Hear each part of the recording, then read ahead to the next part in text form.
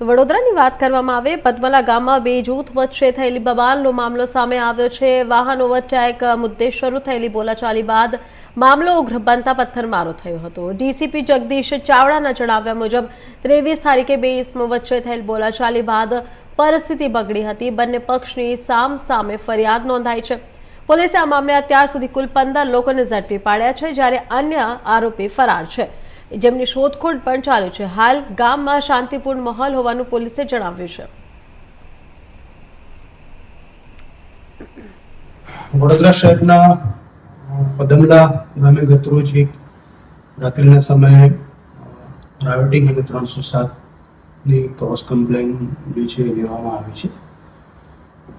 એમાં તપાસ કરતા 23 તારીખે પદમલા ગામના જ બે ઈસમો નામે રાકેશ અને પૃથ્વી જે છે, બંનેને બાઇક ઓવરટેક કરવા બાબતે બોલાચાલી થયેલી। એ સંદર્ભે ફરી એક વખત 30/3/26 એટલે કે ગતરોજ બંનેને બોલાચાલી થઈ અને બંને પક્ષે સામસામી બંને અલગ અલગ ફળિયામાં રહે છે, અલગ અલગ ઈસમો દ્વારા સામસામી પથ્થરમારો જે છે કરવામાં આવ્યો છે।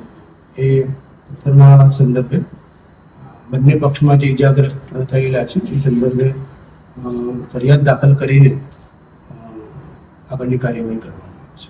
કેટલા લોકોની અટકાયત છે?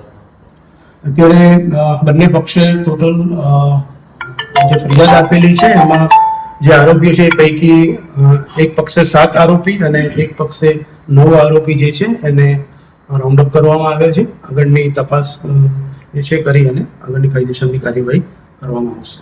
કોઈ હથિયાર જપ્ત કર્યા હોય, એનો ઉપયોગ થયો હોય?